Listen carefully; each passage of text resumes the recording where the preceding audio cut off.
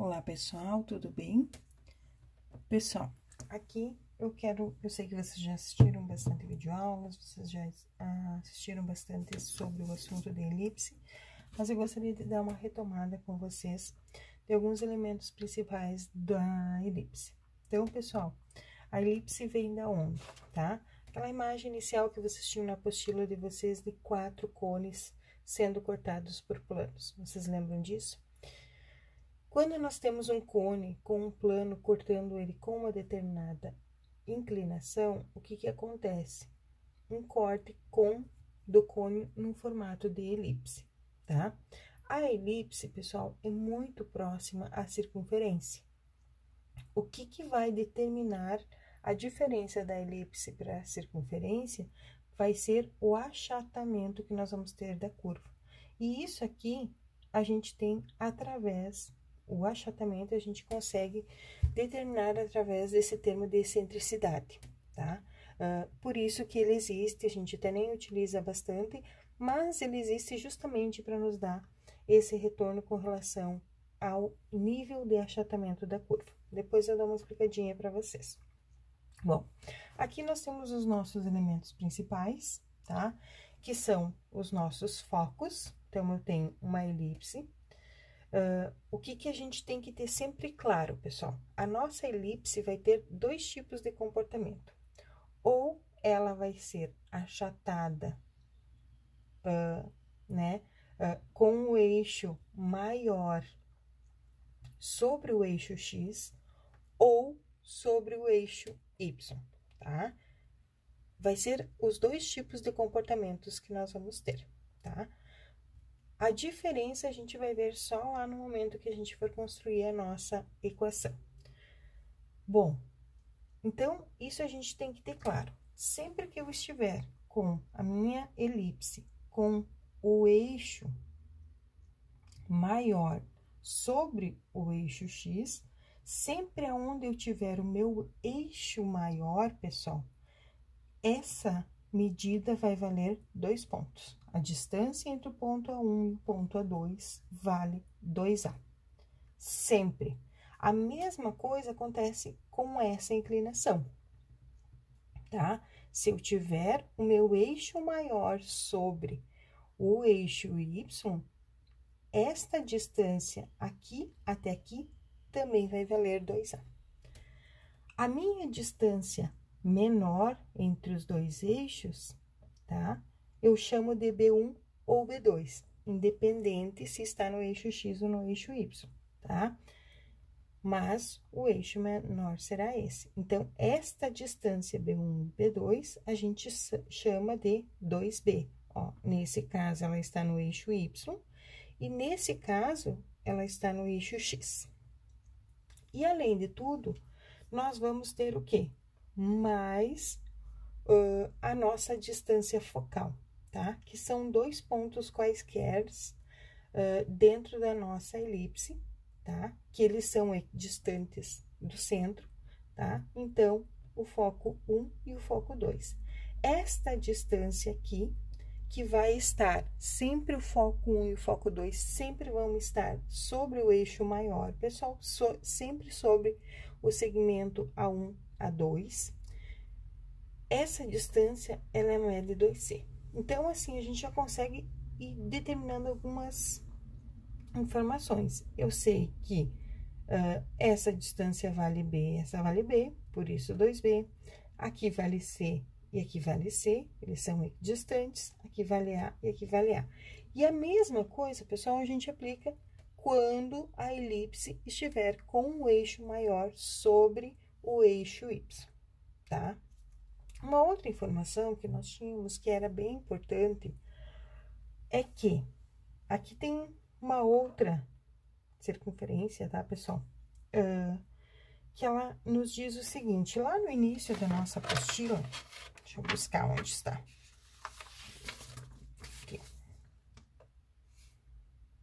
Aqui. Nós começamos, vamos ver se eu consigo mostrar para vocês. Aqui, ó. Aqui no início do contexto da elipse, o que ela nos traz de informação? Que a distância de qualquer ponto que esteja sobre o círculo geométrico da elipse, esta distância deste ponto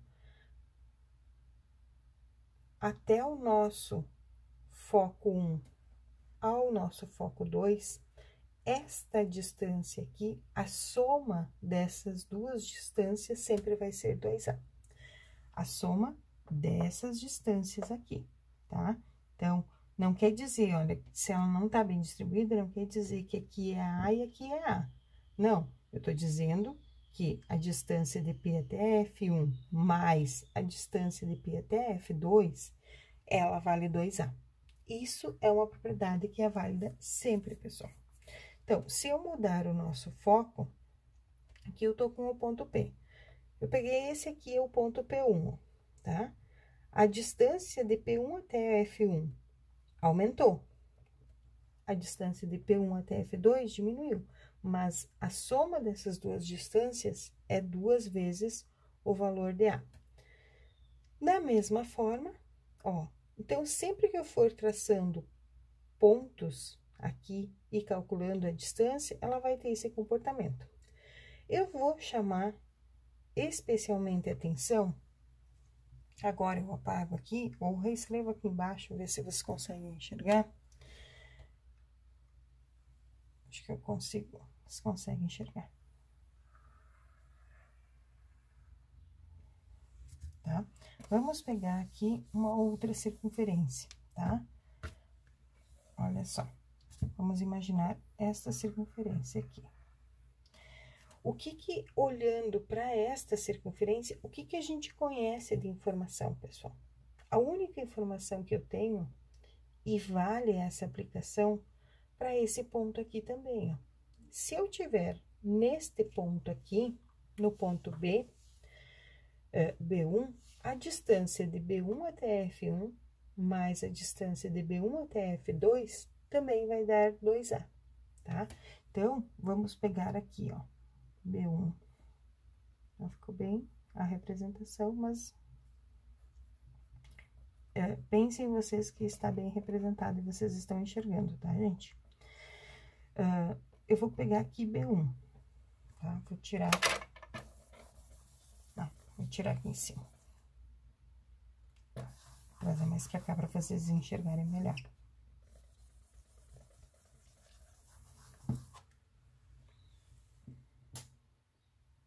Pessoal, eu refiz de novo ali pra gente, né, poder acompanhar. Então, digamos assim, peguei agora, eu comentei que se eu tiver um ponto P aqui, tá? A distância de P até F1 mais a distância de P até F2 é igual a 2A, tá? Isso vale para qualquer ponto, tá? Uma afirmação que a gente tem lá do início. Vale, inclusive, para o ponto B1. Se valer, inclusive, para o ponto B1, a gente consegue chegar a outra conclusão, pessoal. Se ele vale para o ponto B1, quer dizer que de B1 até B2 vale 2B, desculpa. Então, quer dizer que de B1 até aqui, quanto vale esta distância aqui? Vale B. Ó, tô puxando esse triângulo aqui para fora agora. Vale B. Agora, eu tô dizendo que do centro até F, ela vale C. Isso pelo que a gente tem demonstrado aqui em cima. E a distância de B1 até F1 mais a distância de B1 até F2 é 2A. Mas se esse é um triângulo retângulo, pessoal, ele é um triângulo, né? Ele tá tendo as mesmas distâncias aqui, ó, que vale C, aqui vale C. Aqui vale B para os dois. Então, quer dizer que essa minha medida vale A. Então, eu tenho que aqui vale A. E daí, a gente chega à aplicação do nosso teorema de Pitágoras, tá? Onde eu tenho que, se eu tiver um triângulo retângulo, tá? Eu tenho que A ao quadrado vai ser igual a quem? B ao quadrado mais C ao quadrado. Através do triângulo retângulo, eu provo isso aqui, pessoal, tá? Mas isso aqui vai ser verdadeiro para qualquer outra situação aqui dentro. Eu consegui provar porque aqui era o único espaço que eu conhecia as nossas medidas do nosso triângulo, da nossa circunferência, e que foi possível calcular. Bom, que mais que a gente tem que ter de informação que a gente conhece aqui, pessoal? Tá? Só olhando esses termos, tá? Nós temos aqui também, vou apagando aqui agora, nós temos também, pessoal, o nosso centro de excentricidade, tá? O nosso termo excentricidade é o que vai nos dizer o quanto a nossa elipse é achatada ou não. Como é que eu sei sobre isso? Olha só, eu tenho a nossa elipse aqui, tá? Se eu tiver o foco aqui, vou colocar só tudo de um lado agora, tá, pessoal?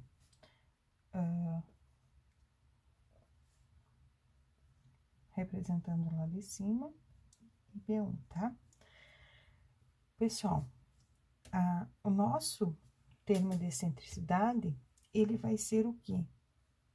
Esse valor dividido por esse aqui. Então, como é uma divisão, esse valor é menor do que esse, ele vai variar o nosso termo de excentricidade, ele vai de 0 a 1. Então, quer dizer que ele é maior que 0, mas é menor do que 1. Pode ser igual a 1? Até pode, pessoal, mas se ele for igual a 1, quer dizer que eu vou ter uma circunferência perfeita, tá? Porque daí, tá querendo me dizer que o meu raio é igual ao tamanho do meu B, tá? Então, ele se aplica para tudo. Vamos pegar, por exemplo, digamos que o nosso A vale 5 e o nosso C está valendo 2, tá? O nosso termo de excentricidade vai ser quem? 2 dividido por 5, que vai ser igual a 0,4. Ele vai ter um nível de achatamento. Digamos, então, que eu pegue o nosso ponto F, vou pegar outra cor da caneta. Nosso ponto F esteja aqui. Então, aqui, ele já vai ser, digamos, vai ser 4, né? Então, a nossa excentricidade, que é C dividido por A, vai ser igual a quem? 4 dividido por 5, que já vai ser 0,8, ó. Já tá bem mais próximo de 1. Então, quanto mais próximo de 0, ela é mais achatada. Quanto mais próximo de 1, tá? Se o nosso foco estivesse aqui, ela já seria uma circunferência mais aberta, ó. Tá? Então, ela vai tendo esse tipo de comportamento. Eu vou ver se eu consigo uma imagem para mostrar para vocês aqui. Ó, pessoal, eu peguei uma imagem aqui para vocês, ó. Tem, então, o nosso segmento de reta, que é o nosso A1, A2, tá? Que ele vale 2C. E aqui, assim, ó, conforme nós formos descendo, tá? Quanto mais próximos de 0 a gente ir, ela vai sendo uma circunferência menos achatada. Agora, a gente pode olhar o contrário, tá? Olha aqui, eu vou tentar descer até lá embaixo para vocês, ó. Olha aqui. Quando eu tiver uma excentricidade igual a 0, então, eu tenho uma elipse igual a uma circunferência. Conforme eu vou me aproximando de 1, tá? A minha circunferência vai achatando e se torna uma elipse. Então, ela tá me mostrando o nível de achatamento da minha elipse. Essa é o significado da nossa excentricidade, tá bem? Continuando, então, pessoal, tá? Já não lembro de onde a gente tinha parado, mas tudo bem. Retomando aqui, então, nós temos que esta equação vai representar. Então, nós temos aqui a equação que representa esta elipse e a equação que representa esta elipse. Bom, pessoal, como é que eu sei qual equação representa qual das elipses? Nós vamos observar sempre onde o x vai estar, tá? Que é a nossa referência. Então, na verdade, é o x e o y, tá, pessoal? É isso que nos define. O x e o y com relação ao a e o b, porque vocês podem observar que é o que troca nos dois, tá? Então, esta é a equação reduzida. Bom, pessoal, por que esta é a equação reduzida? Eu poderia fazer aqui a demonstração para vocês que lá no início, na apostila, deixa eu ver se eu mostro para vocês, tá? Voltando aqui, nós temos, ó, a distância do ponto P até o ponto F1, mais a distância do ponto P ao F2 é igual a 2A. Se nós abrirmos esses cálculos e eu fizer a distância, então, pegar um ponto qualquer aqui, vamos pegar o B1, e a gente abrir, né, chamar aqui, digamos, tem um ponto x e y aqui, tá? E calcular a distância desse ponto até F1 mais a distância desse ponto até F2 igual a A, e a gente fizer todo o cálculo, uma demonstração, eu até posso fazer depois para vocês, mas, olha, ela dá uma demonstração bem grande, que não vem ao caso aqui para vocês, porque não vou pedir demonstração na avaliação. Se a gente abrir esta expressão, nós vamos chegar a esta equação reduzida, tá? Qual que é o detalhe? Eu tenho que observar todas as informações. Neste caso aqui, quem é o nosso foco 1? O nosso foco 1 tem quem? O x negativo, tá? Menos c, né? Então, porque até aqui vale c, e ele é negativo, e o nosso y vale 0, né?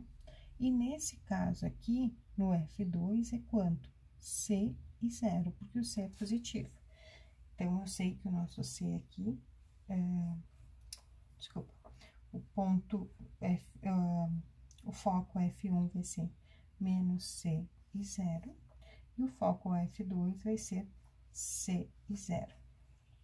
E se a gente abrir essa demonstração, conforme eu falei, eu vou apagar aqui, a gente vai chegar a essa equação igual a 1, tá? Então, x ao quadrado sobre a mais y ao quadrado sobre b igual a 1.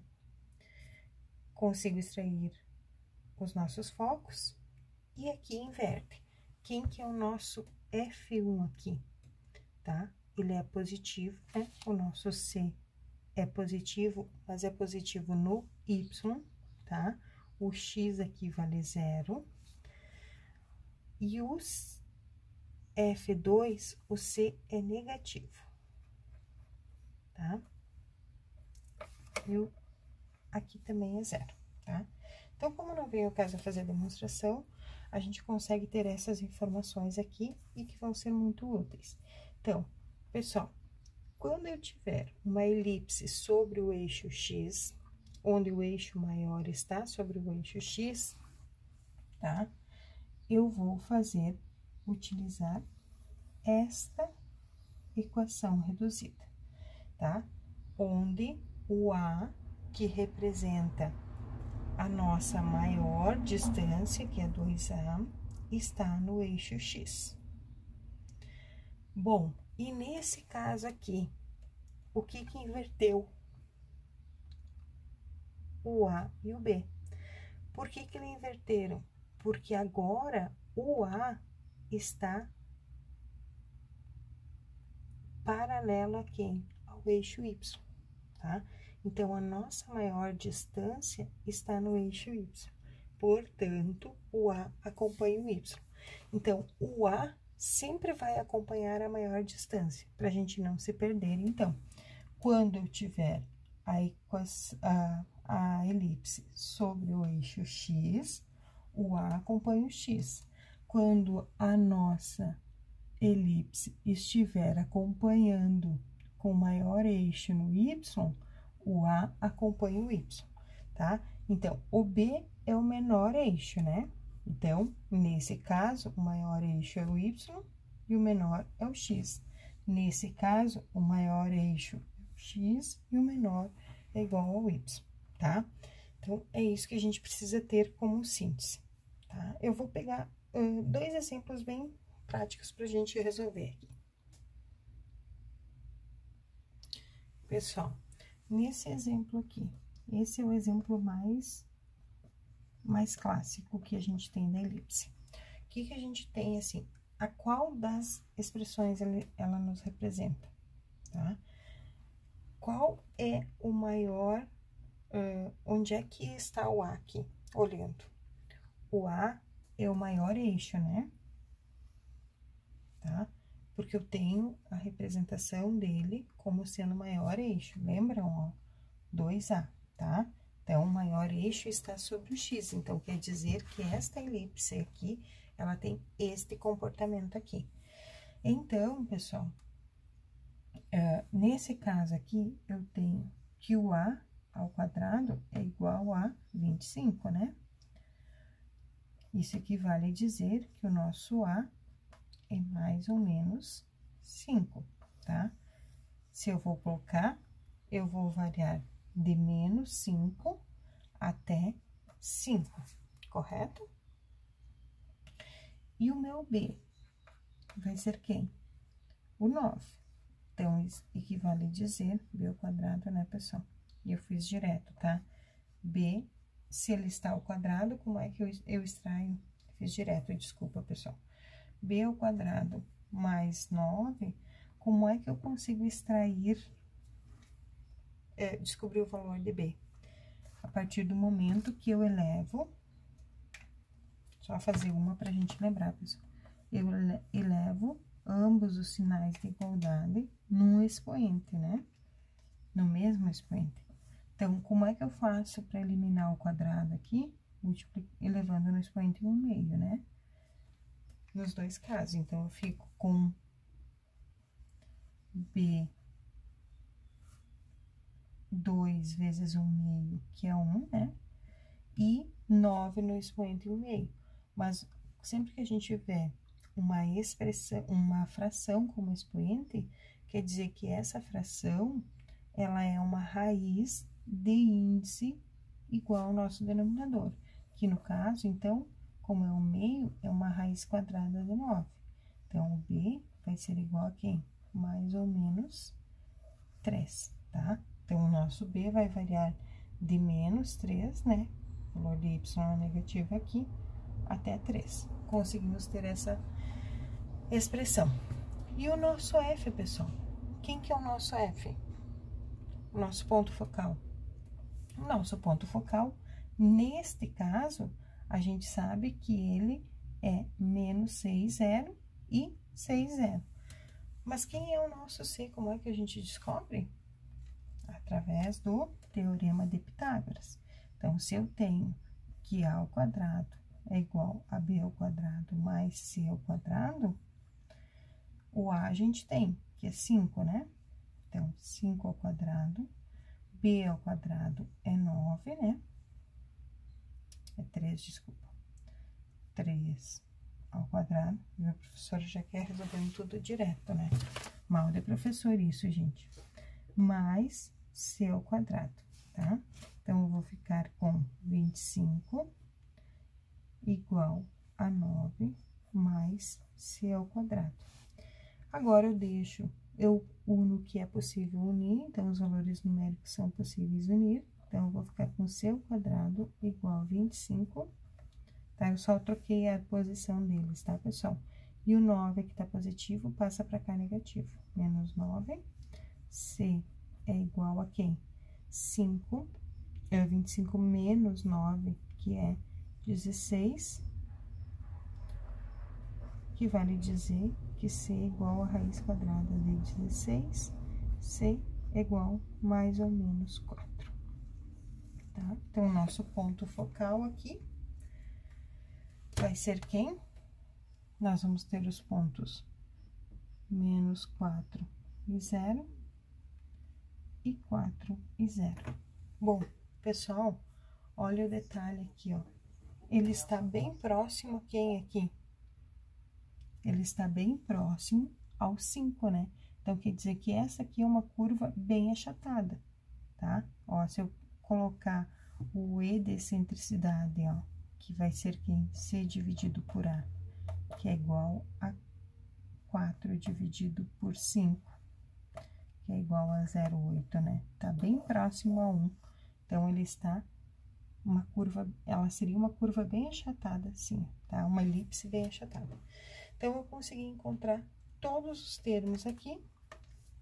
Encontramos o nosso C, que é igual a 4.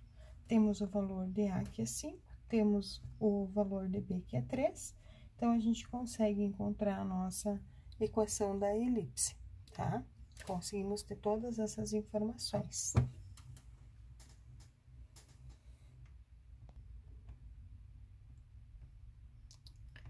Então, vamos lá agora, pessoal, um outro exemplo, tá? Esse exemplo aqui, ó, também bem tranquilo de se resolver, mas ele vem com um complicador. Qual seria o nosso complicador, tá? Primeira coisa que a gente tem que ter de uma elipse, ela consegue se assemelhar a alguma dessas? Não, né? Porque o que a primeira coisa que eu preciso fazer é deixar a nossa equação igual a 1, tá? Então, para deixar igual a 1, o que eu teria que fazer? Vou colocar a caneta vermelha aqui, ó. Dividir tudo isso por 36, né? Então, se eu faço isso de um lado, sinal de igualdade, eu tenho que fazer para os outros termos também, ok? Tô fazendo aqui. Simplificando 9 e 36, eles são múltiplos de 9, né? Então, eu ficaria com quanto aqui? X ao quadrado, 9 dividido por 9 é 1, né? 36 dividido por 9 é, tá? Então, a gente consegue chegar à nossa expressão aqui. 4y ao quadrado dividido por 36, o 36 e o 4 são múltiplos, tá? Ambos múltiplos de 4, então, eu consigo dividir ambos por 4. 4x ao quadrado dividido por 4 vai ser y ao quadrado.